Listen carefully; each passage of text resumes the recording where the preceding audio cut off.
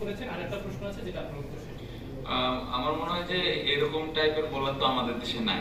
So preparation যদি আমি ওইভাবে নিতে চাই সম্ভব না, কারণ আমাদের দেশে নাই। সো আমাদের যে রিসোর্স গুলো আছে, প্র্যাকটিসে যে বোলার গুলো আছে ওদেরকে ফেস করে আসলে প্রিপারেশনটা নিতে হয়। আর অন্যান্য প্রিপারেশন আমি বলবো যে অনেক দিন ধরে অনেক প্লেয়ার খেলতেছে, এক্সপিরিয়েন্স অলসো, ওই বোলার গুলোকে কিভাবে হ্যান্ডেল করা লাগবে এই প্রিপারেশন গুলো মেন্টালি যেভাবে নেওয়া যায় ওদের ভিডিও দেখে হইতে পারে। সো এটা আসলে খুব স্পেসিফিক ভাবে প্রিপারেশন নেওয়াটা ডিফিকাল্ট, বাট আমার মনে হয় যে যতটুকু সম্ভব মেন্টালি বা ভিডিও দেখে যতটুকু নেওয়া যায়।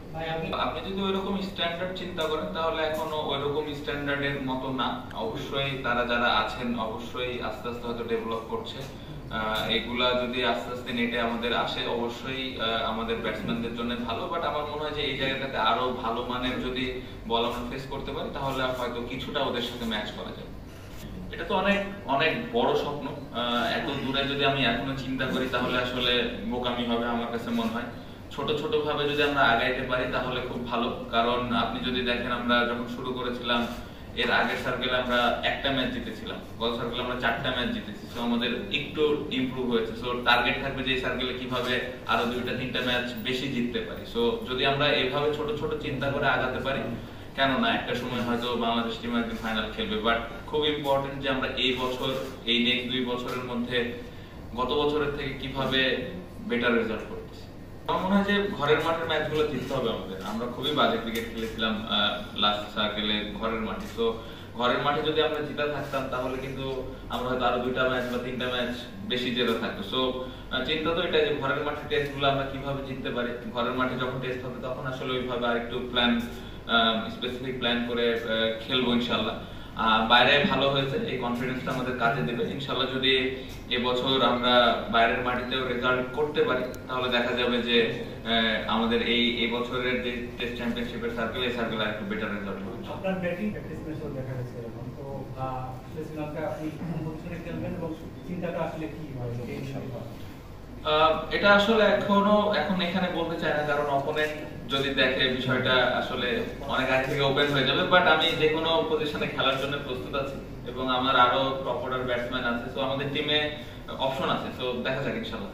আমাদের যে 2টা মাঠে খেলা, স্পেশালি গলে তো স্পিন হয়, ওইখানে ভালো উইকেটও হয়, আবার চাইলে স্পিনও বানাইতে পারে। সো ওই কারণে একটু প্রিপারেশনটা ওইভাবে নেওয়ার চেষ্টা করেছি আমরা।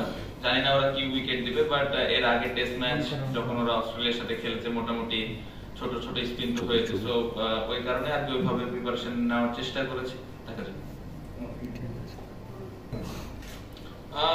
এই জায়গাটাতে আসলে প্রত্যেকটা ক্যাপ্টেন যদি লম্বা সময় পায় তাহলে খুবই ভালো, যেটা আমি এর আগেও পেলাম। 1 বছর বেশি বললাম, 1.5 বছর, আবার 1 বছরের জন্য দেওয়া হয়েছে। বাট আমি মনে করি যে এই জায়গায় যেই ক্যাপ্টেন থাকবে আমার মনে হয় তাকে যদি লম্বা সময় দেওয়া হয়, একটা ওয়ার্ল্ড কাপ চিন্তা করে বা একটা টেস্ট চ্যাম্পিয়নশিপের সার্কেল চিন্তা করে এভাবে যদি করা হয় তাহলে প্ল্যান করাটা খুবই সহজ। আমার জন্য আমার সাথে বোর্ডের যতটুকু কনভারসেশন হয়েছে আমি খুশি যেভাবে আমাকে তারা সময়টা দিয়েছেন এবং পরবর্তীতে তাদের কি প্ল্যান আছে। সো এই অনুযায়ী যে প্ল্যানটা আমার সাথে ক্রিকেট বোর্ডের হয়েছে এখনো পর্যন্ত সেটা নিয়ে আমি খুশি এবং আমার জন্য প্ল্যান করাটা আমি মনে করি যে সহজ হবে। আমার তো ওই বিশ্বাস অবশ্যই আছে, আমার টিমে যারা আছে সবাই ওই বিশ্বাস করে যে কারণ গত বছর আমরা 4টা ম্যাচ জেতাতে আমাদের একটা বাড়তি কনফিডেন্স তো আছে। বিশেষ করে বাইরের মাঠে আমরা জিততে পেরেছি। শ্রীলঙ্কা অনেক স্ট্রং দল আমরা সবাই জানি, বাট আমার মনে হয় যে আমরা যদি আমরা আমাদের ক্যাপাবিলিটি অনুযায়ী খেলতে পারি তাহলে এই টেস্ট সার্কিটটা ভালোই শুরু হবে, আমি এটা বিশ্বাস করি। একটু আগে যেটা বললাম যে এরকম ভাবে ওয়ার্ল্ড কাপ যদি চিন্তা করা হয় তাহলে খুবই ভালো এবং আমার সাথে বোর্ডের যতটুকু এখনো পর্যন্ত কনভারসেশন হয়েছে তাদেরও চিন্তা ভাবনা এরকমই, যাকেই দিবেন। তো অবশ্যই একটা ক্যাপ্টেনের জন্য যদি লম্বা সময় পায় তাহলে ও আসলে ওইভাবে প্ল্যানটা করতে পারে কাকে কোন সময় খেলাবে, কোন কন্ডিশনে কোন প্লেয়ার খেলবে। আমরা অনেক সময় ব্যাটিং পজিশন নিয়ে অনেক কথাবার্তা বলি, তো এই জিনিসগুলা ওই ক্যাপ্টেনের পক্ষে ঠিক করে ফেলাটা সহজ হয়। তো আমি আশা করবো যে এইভাবে ক্রিকেট বোর্ড দিবেন এবং অলরেডি তো টেস্টে একটা সুন্দর স্টার্ট হয়েছে। আমি আশা করবো যে ওয়ানডেতে এরকমই কিছু একটা প্ল্যান করবো। I think we have got some good cricketers and then last circle we did well in test cricket, especially away. So against Sri Lanka we had some good memories as well. We win against Sri Lanka in Sri Lanka. if you remember in 100 test match. So we have that opportunity to do well again. So I hope boys are doing well here, and I hope boys will do something special in their condition as well. Thank you. অবশ্যই জরুরি, দেখার জন্য না। আমার মনে হয় Murad performer, first ক্লাসে যেভাবে বল করছেন লাস্ট কয়েক বছর ধরেও পারফর্ম করেই কিন্তু বাংলাদেশ দলে এসছে। তাইজুল ভাই অনেক বছর ধরে ভালো করে যাচ্ছে, যেটা একটা পজিটিভ দিক। সো আল্লাহ মাফ করুক যদি আমাদের তাইজুল ইনজুর্ড হয় বা আমাদের একসাথে দুইটা লেফট আর্ম খেলানোর প্রয়োজন হয়, আমার মনে হয় মুরাদ ভালোভাবে রেডি আছে। সো আমরা কন্ডিশনের উপরে কন্ডিশনটা দেখে আসলে আমরা ডিসাইড করবো যে আমরা দুইটা লেফট আর্ম খেলাবো না একটা খেলাবো। বাট আমার মনে হয় মুরাদ মেন্টালি রেডি আছে, যখনই অপরচুনিটি আসবে অবশ্যই মুরাদের খেলার সুযোগ আসবে। মানে এই সার্কেলে কত নিতে পারবেন আর আপনার দলটা? দল নিয়ে আমি খুবই খুশি।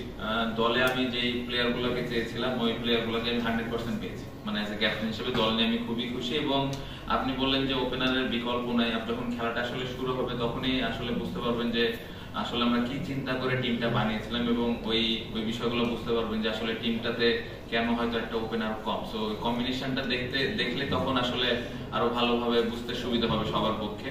এবং টিমে যদি আপনি দেখেন 4টা পেস বোলার 4টা স্পিনার আছে। সো আমাদের কিন্তু দুই দিকে ব্যালেন্স আছে, আসলে আমরা দুই ধরনের কম্বিনেশনে যেতে পারি ওই কন্ডিশনটা বুঝে। সো টিম নিয়ে আমি খুবই খুশি এবং ব্যালেন্স করার মতো টিম, স্পিন এবং পেস দুই ডিপার্টমেন্টই। টেস্ট চ্যাম্পিয়নশিপে যেটা বললেন গত বছর আমরা 7-এ শেষ করেছি, অবশ্যই তো লক্ষ্য থাকবে যে 4, 5, 6 এর মধ্যে যদি এবছর আমরা আসতে পারি তাহলে খুবই ভালো হয়। এবং উইনিং পার্সেন্টেজ গত বছর আই থিঙ্ক 45 এরকমই ছিল। সো এখান থেকে যদি একটু বাড়াতে পারি 50, 55, 60 হলে আমার মনে হয় যে অ্যাজ এ ক্যাপ্টেন হিসেবে ভালো একটা অ্যাচিভমেন্ট হবে আমার। জিম্বাবুয়ের সাথে সিরিজটা ভালো হয়নি, এটা ওই সিরিজটা আমাদের যেটা ছিল এটা আমি মানি। বাট আমার কাছে মনে হয় যে 2025 থেকে 2027 যে টেস্ট সার্কেলের যে ম্যাচগুলো আছে এইখানে আমরা কত ভালো রেজাল্ট করতেছি, কত ভালো খেলতেছি। কারণ এখানে অনেক গুরুত্বপূর্ণ, এটা একটা ওয়ার্ল্ড কাপের মতো। সো এই জায়গায় যদি আমরা টিম হিসেবে দল হিসেবে ভালো করতে পারি তাহলে ক্যাপ্টেন হিসেবে ভালো লাগবে। আপনি যদি দেখেন এই বছর আমাদের যে 12টা টেস্ট ম্যাচ আছে নেক্সট 2 বছরে, প্রত্যেকটা দল কিন্তু অনেক স্ট্রং দল। সো সহজ হবে না, অনেক চ্যালেঞ্জের মধ্যে দিয়ে যেতে হবে। সো এই টিমটা সবাই মিলে একসাথে যদি আমরা কষ্ট করে মেহনত করি তাহলে আমার মনে হয় যে একটা বেটার রেজাল্ট করা সম্ভব। পুরো দল সে কি অবস্থায় না আমি হ্যাঁ, আমরা লাস্ট কিছুদিন ধরে ভালো ক্রিকেট খেলছি না, এটা অবশ্যই ডেফিনেটলি আমরা ভালো ক্রিকেট খেলতেছি না, এটা মানতেই হবে। বাট আমার মনে হয় যে এই খেলায় কামব্যাক করার সুযোগ সব সময় থাকে। সো নতুন ভাবে আমার মনে হয় টেস্ট সার্কিট শুরু হচ্ছে, ওয়ানডে অনেকদিন পরে আবার আমরা খেলবো চ্যাম্পিয়ন্স ট্রফির পরে। সো আমি বিশ্বাস করি যে এই টিমটা ভালোভাবে কামব্যাক করতে পারবে।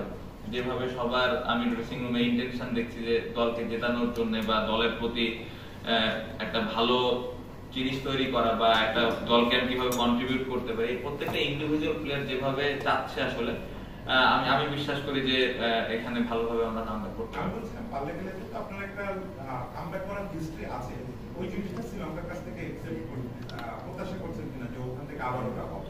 পাল্লাকালের আগে তো আসলে খেলা আছে হইলো ইয়েতে গলে, তারপরে কলম্বো, এখানে যেতে যেতে তো আবার দেরি হয়ে যাবে, তার আগে খেলা কামব্যাকটা হলে ভালো।